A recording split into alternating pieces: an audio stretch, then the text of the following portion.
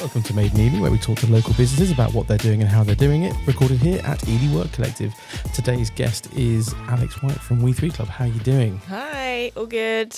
You all right? Yes, very Just good. about. Thank you. Thank you for coming in. Yes. So let's get the ball rolling. Kind of tell us about yourself. Who is Alex and what do you do? Okay, well, I am Alex White and I live just outside of Ely in Hadnam.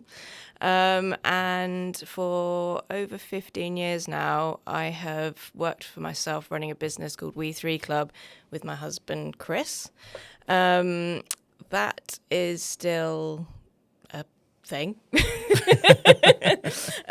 Basically, what we do is a design studio, and predominantly it started doing stuff for bands and musicians, and then has organically moved into doing more branding work, mainly in hospitality. And now I have moved more into kind of marketing and visual communications and things like that, whereas Chris has actually started working for Sony full time, doing merchandise for bands as one of their senior designers there.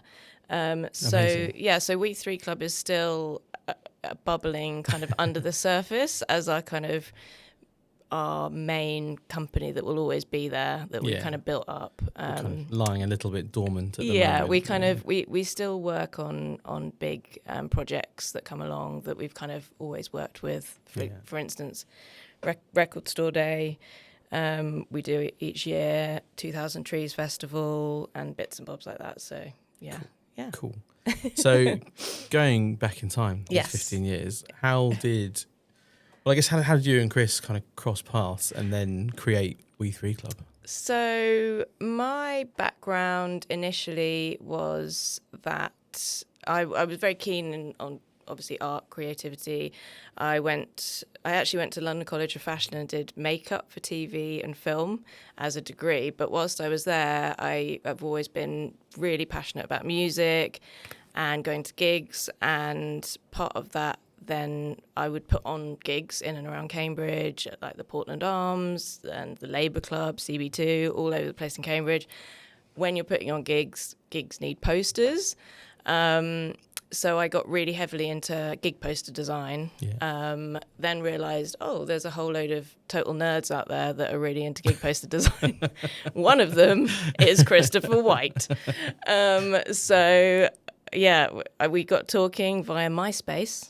Classic. And basically he was putting on a show, like an exhibition where he lived in Kingston, called Poster Roast, where he brought together UK gig poster artists to exhibit there, and they had music, and I was like, that's so cool, I want to do that in Cambridge. So I actually put that on a poster roast in Cambridge at this place that was called The Shop on Jesus Lane, which was actually a university-owned building that some students took over and became an art space for a couple of years, maybe a year and a half.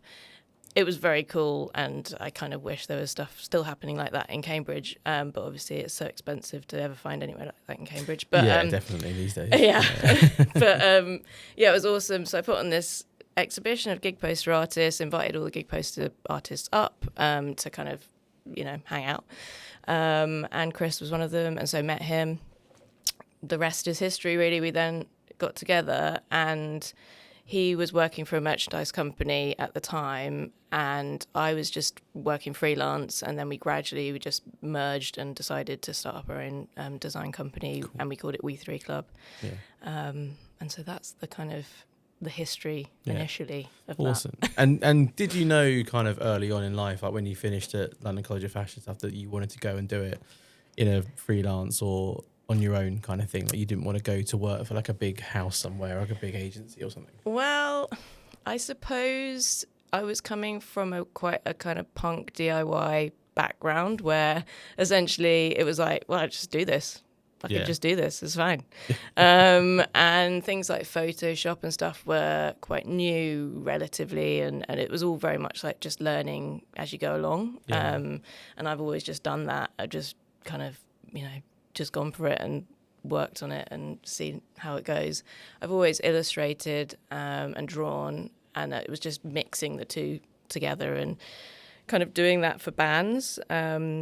I suppose when bands realised, oh, Alex could kind of do this poster or, do my T-shirts for my band or whatever, it just kind of grew and spiraled. And it's quite, it was quite organic, I suppose, how it kind of... Yeah, it was cool kind of back in the day, like being in the gig scene in Cambridge and seeing like you kind of got to notice similar poster designs and T-shirts of bands that we were gigging with as well. And stuff. Yeah. I'm sure you did a T-shirt for us at some point. Probably. Like, I'm 99% sure it's all blurred into one. There is a T-shirt with one of your designs on, but I can't remember. Yeah. But yeah, even I can't remember what.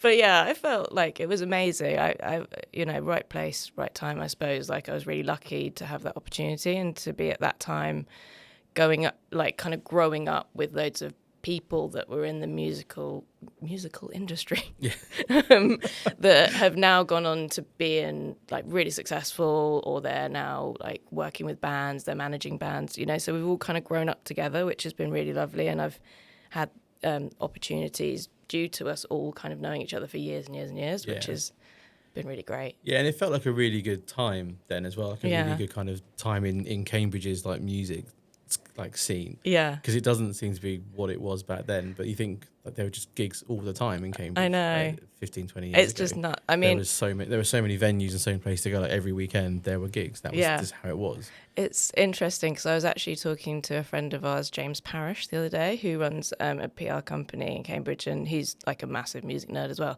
and was around at that time, and we were saying that, but then we were thinking, is it just because we don't really know what's happening? I don't know. Are we old? Are we just out of touch and out of the loop? And I think that's definitely part of it. I think music happens so differently now, like how bands kind of play and it's a very different kind of way of when a band's great, sometimes they skip quite quickly playing for years. It's so much easier, isn't it? Well, not easier, that's not the right word.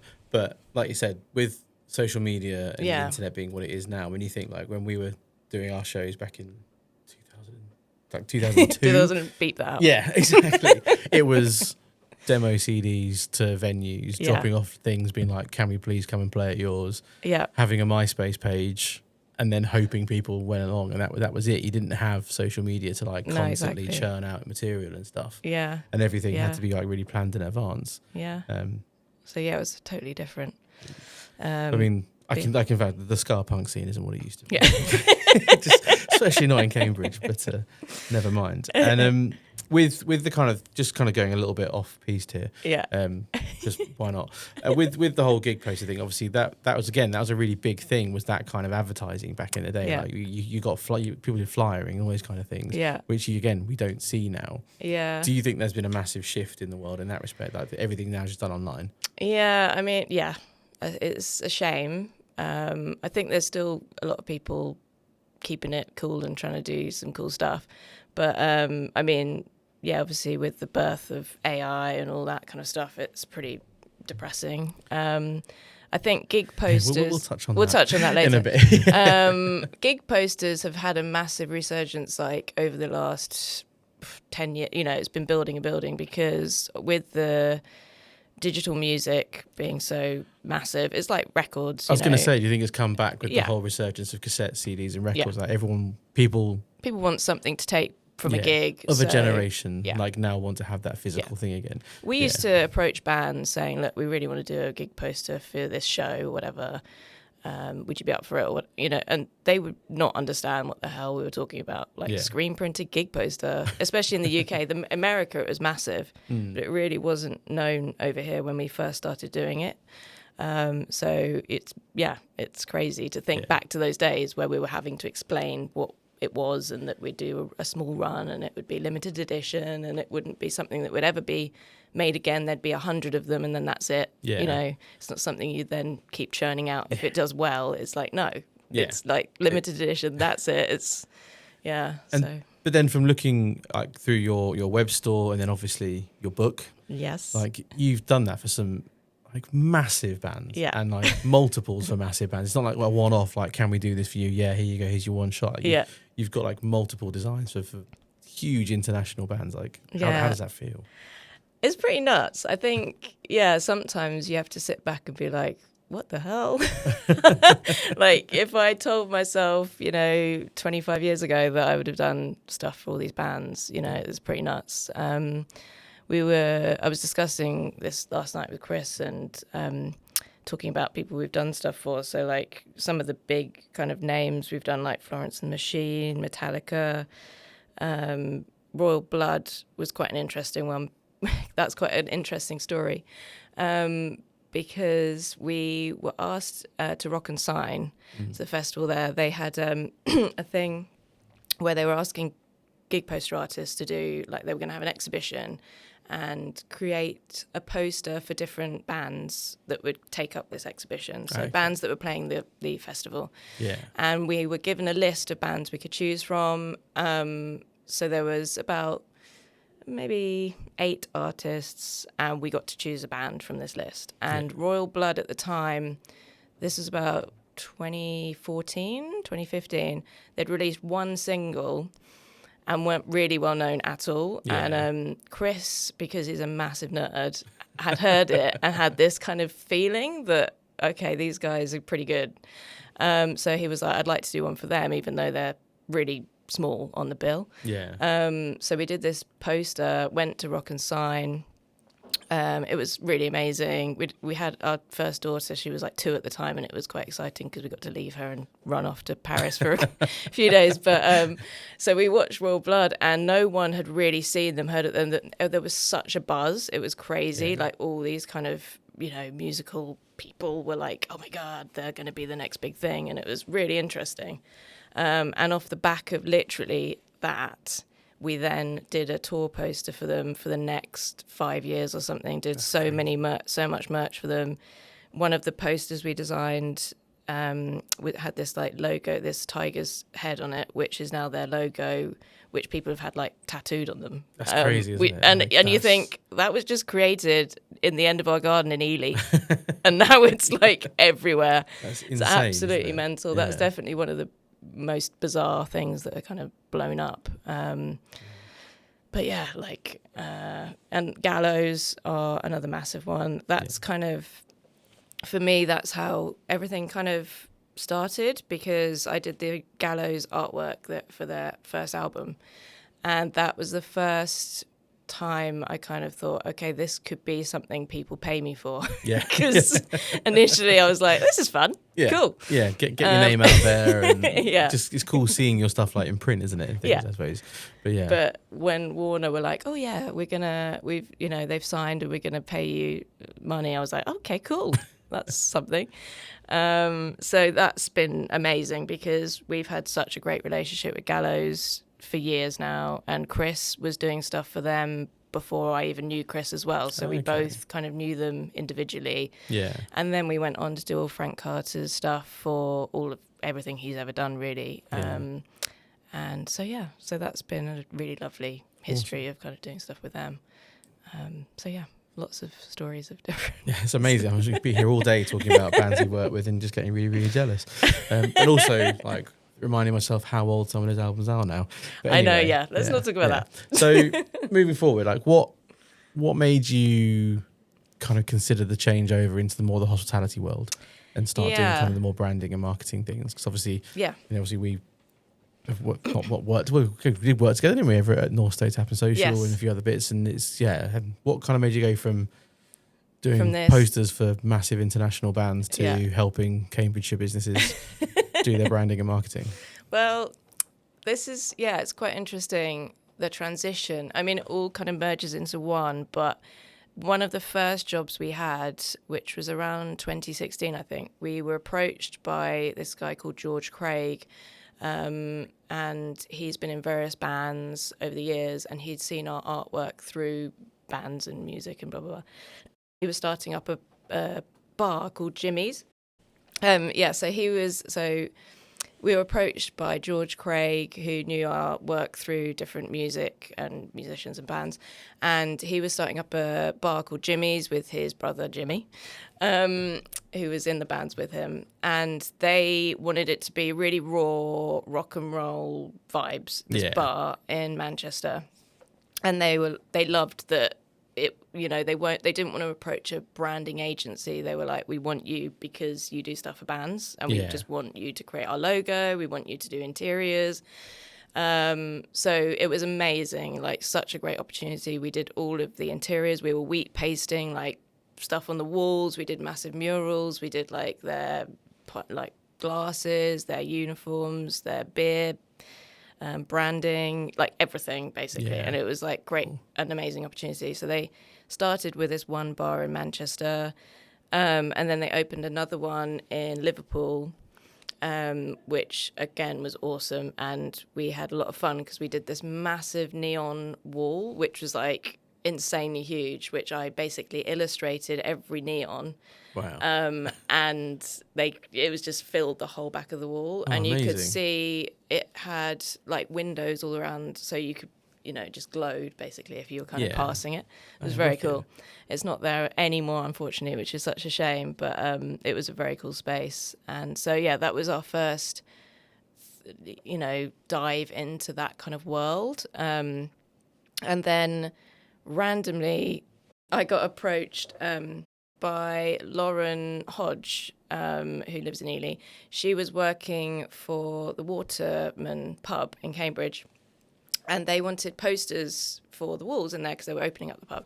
Anyway, it was City Pub Company were opening up this pub, and off the back of them having our posters, they were like, oh, would you do some more branding for some other bars and things like that? Like, we'd love to work with you. Yeah. And then that rolled into me ending up doing some marketing for City Pub Company. Okay.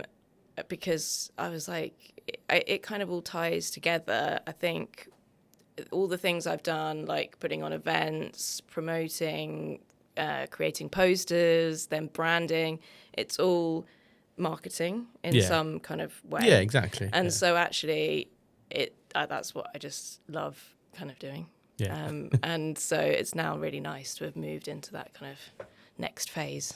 Yeah. Basically. And how are you finding, not necessarily competing, but kind of working against bigger, more established kind of branding companies? Like what do you think makes your kind of approach to things a bit unique and a bit different compared to them?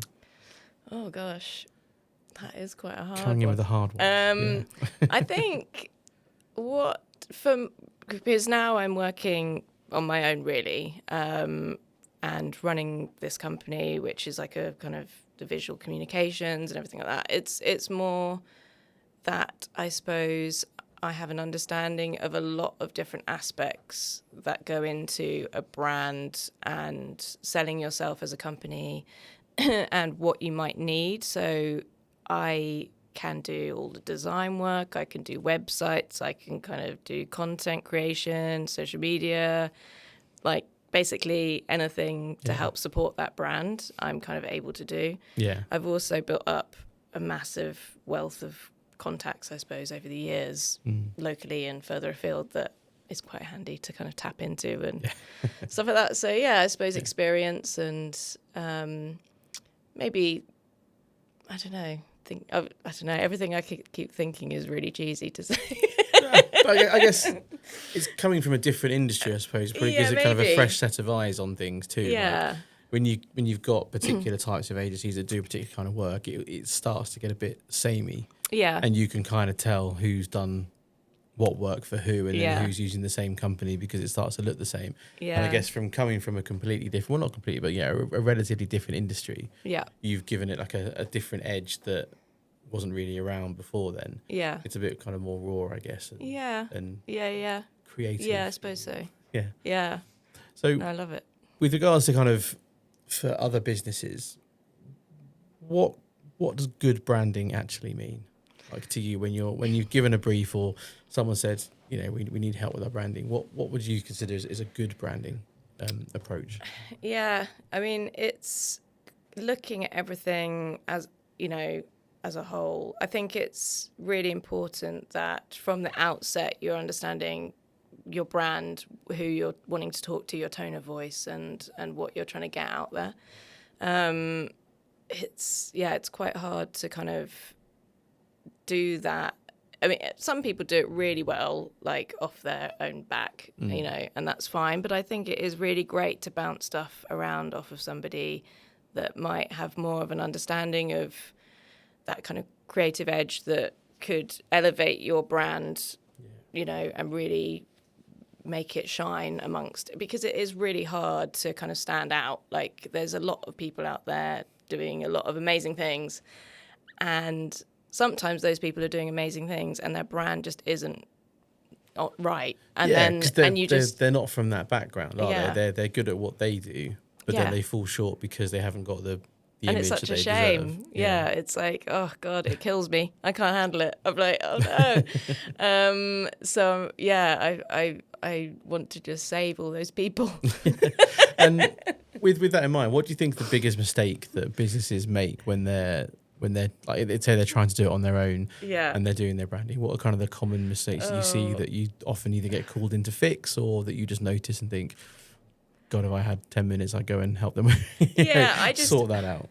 I'm obsessed with everything kind of flowing really neatly together. I think if you want your company to be seen as like a kind of well put together kind of brand, you know, it's really great. It's really easy to get an email, a website, and socials and things like that all really locked in and tight kind of from the outset.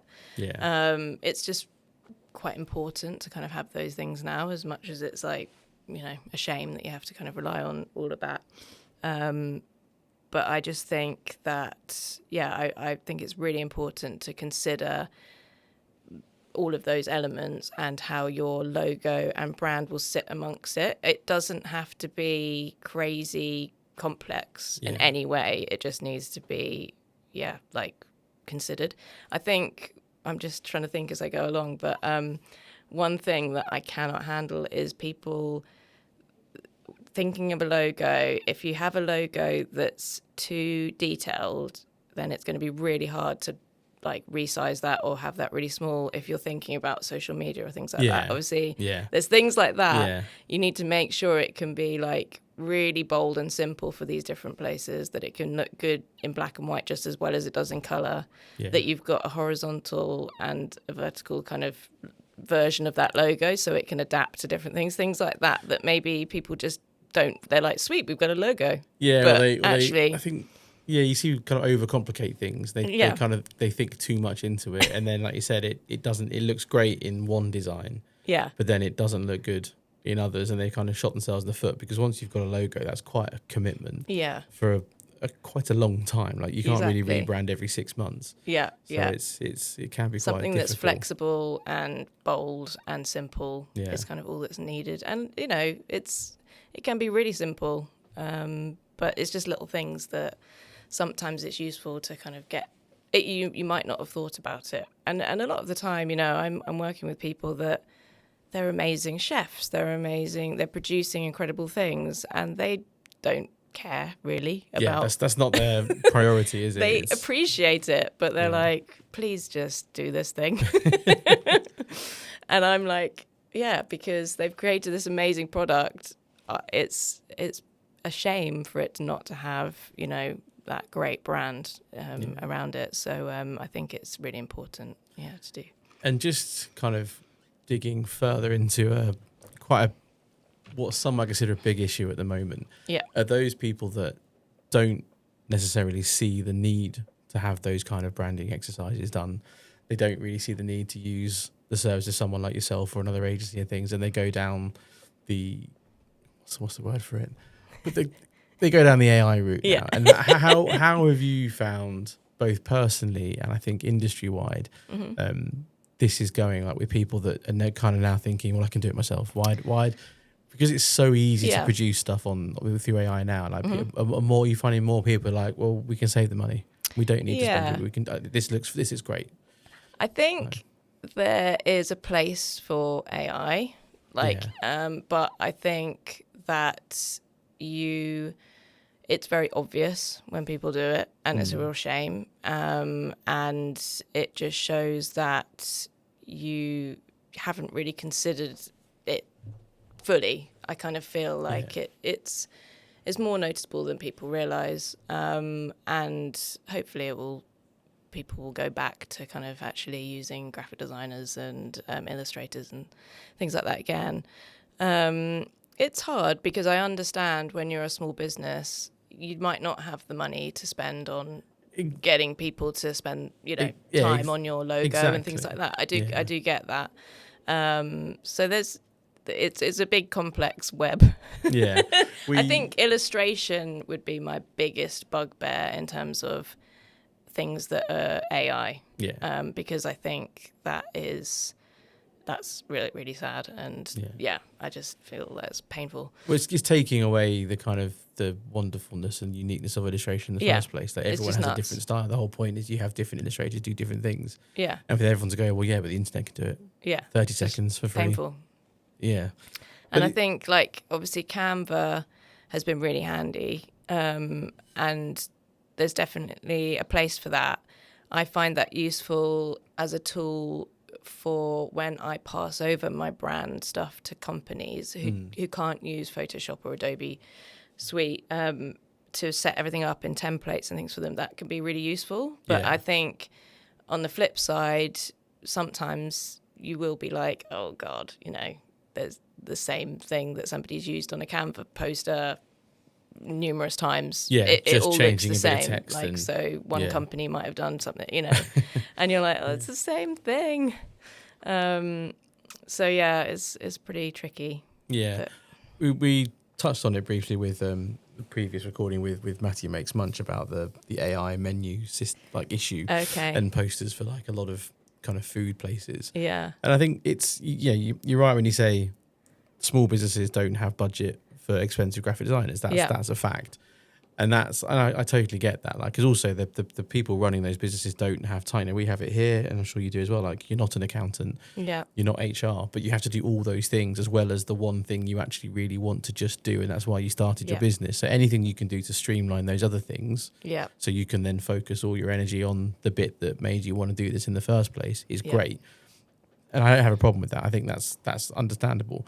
But it's when you get, and I've seen this a few times where people have actually paid for someone else's services to create them something, whether it's a website or some marketing, and they've used it, and the things they've given them have clearly been, they've taken them 15 minutes to make, but they probably build them for a day's work or something. And that's what I think is really worrying, is a lot of people kind of jumping on the bandwagon being like, oh yeah, I can just do it on Canva, or I can just do it on ChatGPT, and then just send them an invoice, and as long as they're happy they'll pay it. And it's really devaluing the world that you're in, because people who've spent years, training, qualifying, everything else to get to where you are, and then someone's coming and going, I'll do it for half the price. It's absolutely bonkers. I feel positive though. I feel like, with so many of these things, people do want, true people that are creating these things that they can talk to, that they can liaise with, and that they can kind of hold their hand throughout the whole process. I feel that's always going to be there. Whatever's happening with AI, music, graphics, whatever. I feel like there's always going to be, it will never really totally screw everything up. There'll always Please, be humans. Never. Thanks. The thought of AI music taking over the world just fills me with absolute dread. But never mind. Because I'm so passionate about people's brand and companies. I just love it so much that when I kind of work with someone, I literally feel like that's my company too, and I will do everything for that company kind of thing. And I just feel like you don't get that with AI, do you? No, it doesn't have it's a system, it's not a person. It can't emote in that way. But just kind of going across that, obviously you're currently working across a few different businesses and things. How do you kind of stay creative when you're kind of applying different bits to different companies? So how do you kind of compartmentalize each one? And you're asking some stay tricky questions, James. That's why they're paying me the big bucks. I mean, it's hard. I think I've got two daughters, 10 and 14, and when I had them, I really struggled with my creativity because I didn't have the headspace like I had before to kind of, I'm just going to sit down and draw. I'm going to do whatever. It is really hard because the juggle of being a parent and having a full-time job is completely bonkers. So, I mean, I am inspired by so many people around me. I know so many talented people that just I get excited about seeing all the things they're doing, whether that's art or music or cooking or whatever. It's like I feel really fortunate that I've got that, and I'm kind of continually searching for that and more things like that. I suppose that's my passion and my kind of inspiration. And I'm inspired by the people that I work for. So I always get a buzz off of that as well, really. And it's definitely a community thing, isn't it? It kind of you all kind of muck in together, and it gives you that motivation when like you're having a kind of a maybe a bit of a I don't know the word. But, you know, when you got a creative block, that's the word. Yeah. Because I know I've found that when obviously not quite nowhere near the same scale when I was doing freelance writing. Yeah. When I was in the zone, I was in the zone. Smashing it. And I could do like 4 or 5 articles in a day, send them all out, happy days. But then when your brain, you know, your heart's not in it and your brain can't make the words just magically appear, it gets really like almost soul destroying because then you get to that point where it's that vicious cycle. Like, well, I can't write. I need to force something out. Yeah. And then what you do, you're not happy with. So you keep then, you know, scrubbing out and starting again. Yeah. And the next thing you know, you're like, you know, in a ball in the shower. Yeah. Like, what have I done? Something like that, James. I need a new job. Yeah. Yeah. And how have you found like working in and around Ely and Cambridge? Like the community has supported you through everything, really. Yeah, it's interesting. I mean, everyone always thought we were in London, really, with We3Club. They kind of would be like, well, can we come and have a meeting? Like, we can do next week or whatever. We're like, we're in like Ely. They're like, where? So I love that. I love that we weren't in London and that we were just out here doing our own thing. Like, you know, I think that's great. And I think from that, you then create your own little hub of different people doing awesome stuff. You know, we've met along the way. I mean, Steak and Honour, are like, we've known them for years. We stalked them for their burgers a long time ago. But, you know, people like that, and with the bake shop, we were working with in Luca's bakery at one point near Witchford. So we literally had our office in his bakery. So it's just a dangerous place to work. It was dangerous as well. Like it's bad enough that they have a shop in Ely that's close enough to walk to. So yeah, I can't imagine being 6 feet away from it. But so I love that there's just pods of random people all over the place just doing these little things, and you kind of meet them along the way, and it's just really cool. And like there's just a really lovely community and people that we've known here for years. And obviously I brought Chris here to the dark side. And he loves it. I was going to say, he doesn't seem that bothered by leaving the big city. The big city. And moving out to where we are. The dark fence. He's loving it. And now we're in Haddenham. So, it's great. Awesome. So, quick fire round. Uh-oh. Which is never quick, but we'll try but it's something. And probably some quite tricky ones, I think, here. Oh, God. What is your favourite local independent business? Well, minus the place you're in right now, obviously. Obviously. Well, I've just mentioned them, but I would have to say Steak and Honour and Burren. I just, obviously, as I said, we met them. I'm just trying to think when we met them, but they had just had their first son. We'd just had our first daughter. And we were like, you make really good burgers. That's cool. And we've just had kids at the same time. So we ended up just hanging out and managed to eat a lot of burgers in that time. That. Yeah, you make good burgers. Let's be friends. Yeah, like, done. Essentially. Yeah. I think that's a good way to search out pals. Yeah. And then we kind of ended up creating their logo kind of accidentally. We did a T-shirt design, and then I think Leah was like, sweet, let's use this as a logo. We were like, okay, cool. So yeah, it's been great to know those guys and see how well they've done over the years. And I love Burren so much. It's like, if anyone hasn't been there, they need to check it out because it's absolute dreams. And Chelsea and Jamie, who work there and manage there, they're amazing. And I kind of introduced them because I knew them through city pubs and stuff. So they're total babes. Yeah, I miss those guys. They're always fun to work with. You go there and you just feel like you're in someone's house, like having amazing food, and I just love that. I'm like, yeah, feed me. Awesome. So I think I know the answer to this because we've kind of touched on it a bit. Biggest design trend you'd love to disappear? Well, yeah. Gig posters. I mean... No, sorry. Yeah, so I suppose AI, really. Yeah, and kind of bad Canva. Bad Canva. Just bad Canva. Yeah, I guess that's the name of a great book, I think, at some or point. a band. Yeah, that's good, yeah. We can make a whole thing of really crap designs. Yeah. And then be like... The merch could just be really shit Canva. That's what I'm doing niche. tomorrow. There you go. I'm done. I'm going to dust off my guitar. One business everyone should keep an eye on.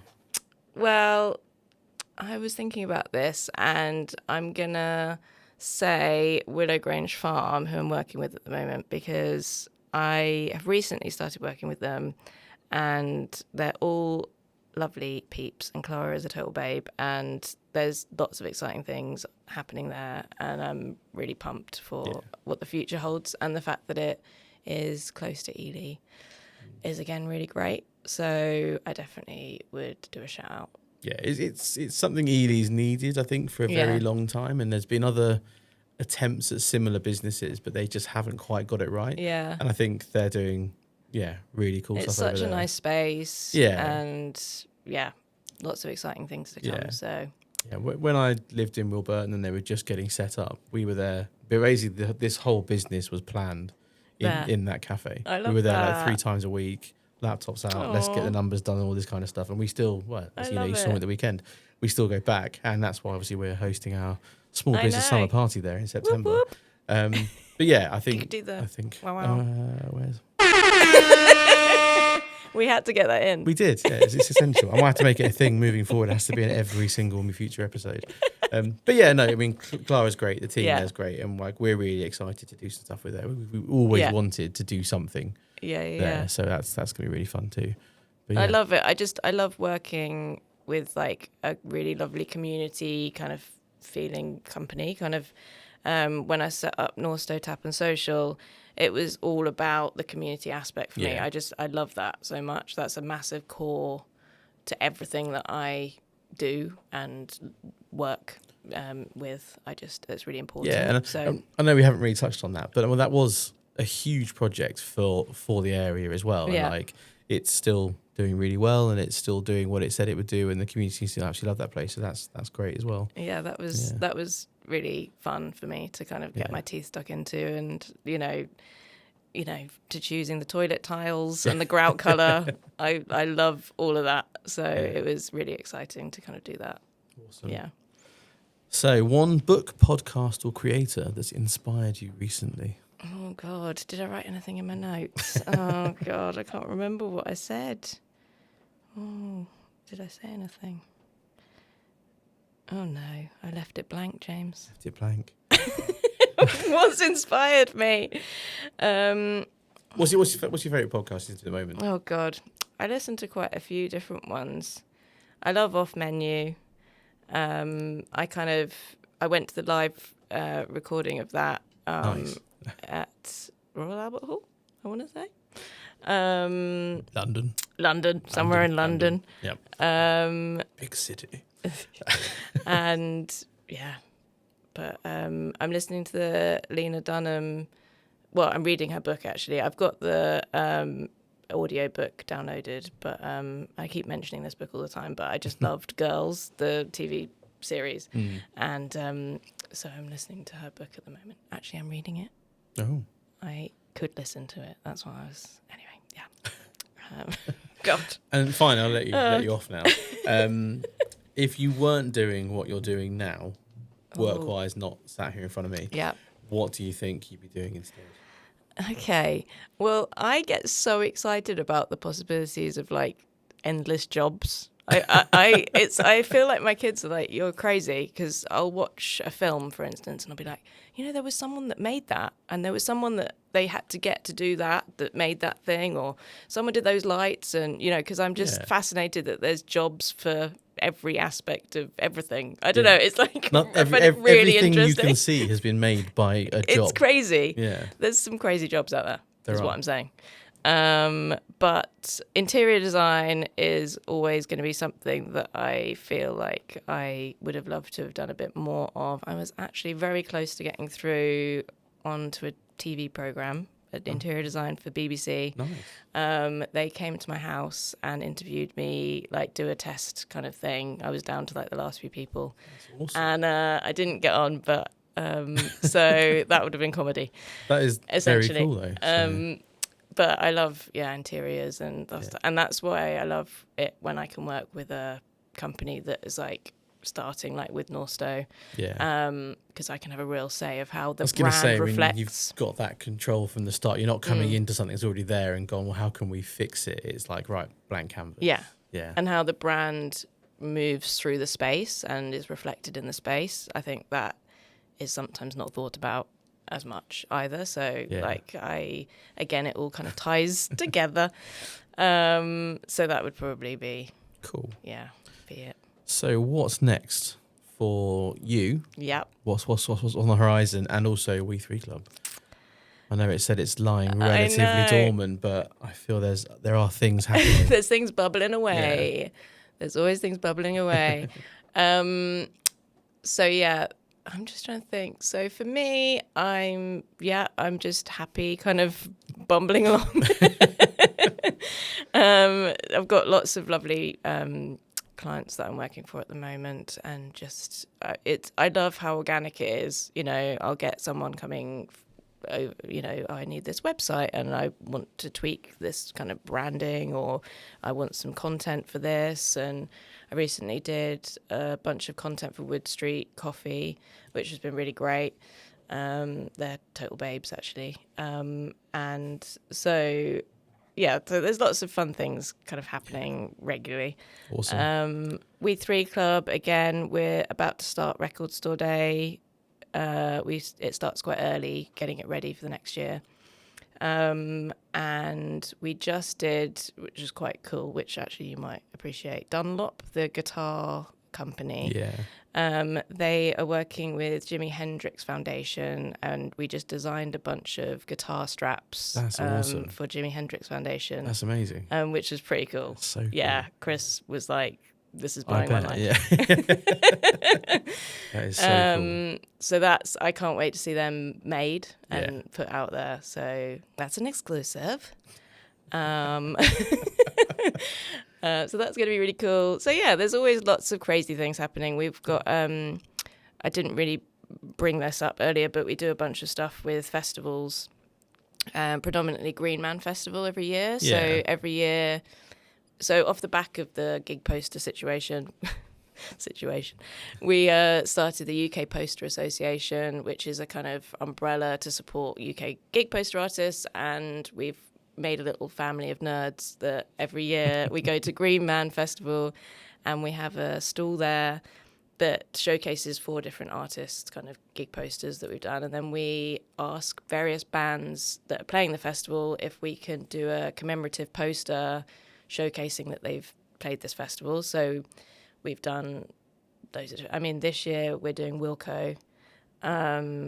So yeah, we just kind of approach the band straight, like their management or or whatever, and then we say, look, we just want to do this thing. We don't make any money from it. We literally just print them and get the money back from the print. Like, we don't. It's not a money-making thing. We just love doing it. Yeah. And then we do the official Green Man poster with all the other artists each year, and it's just really great. So we're at Green Man Festival every year. So if anyone's there, pop by. Come and say hello. Say hello.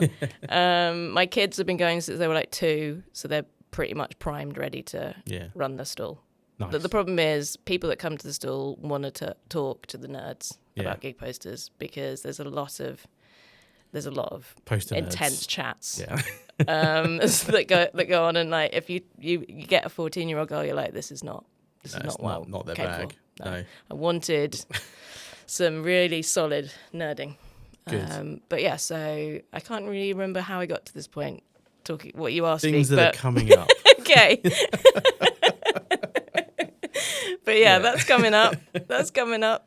Cool. We could do a wow. We could do better than that. We could do an applause. Goes on far too long. Perfect. So for anyone who doesn't already follow you on all your social media bits, where can you be found? So WeThreeClub is on Instagram. We don't actually post that much, but you can have a little look, have a dive into that. And then my personal one is Hello Alex White. You know Yes. Yeah? Yes. Should know. On Instagram. And so, yeah, have a little hello dot Alex White. That's The really, all-important dot. that's really bad, isn't it? But You need to find Hello Alex White and have a word, if you like. I know, exactly. Yeah. They're But ridiculous. yeah, we will link it all through. Well, thank you Yep. so much Yep. for coming in. Really Okay. appreciate it. I'm going to go and dust off a load of old music and pretend I'm still 19 at the Portland Oh, mate, Arms, it was so dressed as a good. cowboy. It was Yeah, so no. good to chat. Yeah, thank Yeah, you dressed very as a much. cowboy. Yeah, thank you very much. And Thanks, dude. yeah, Speak to you later. bye. Bye.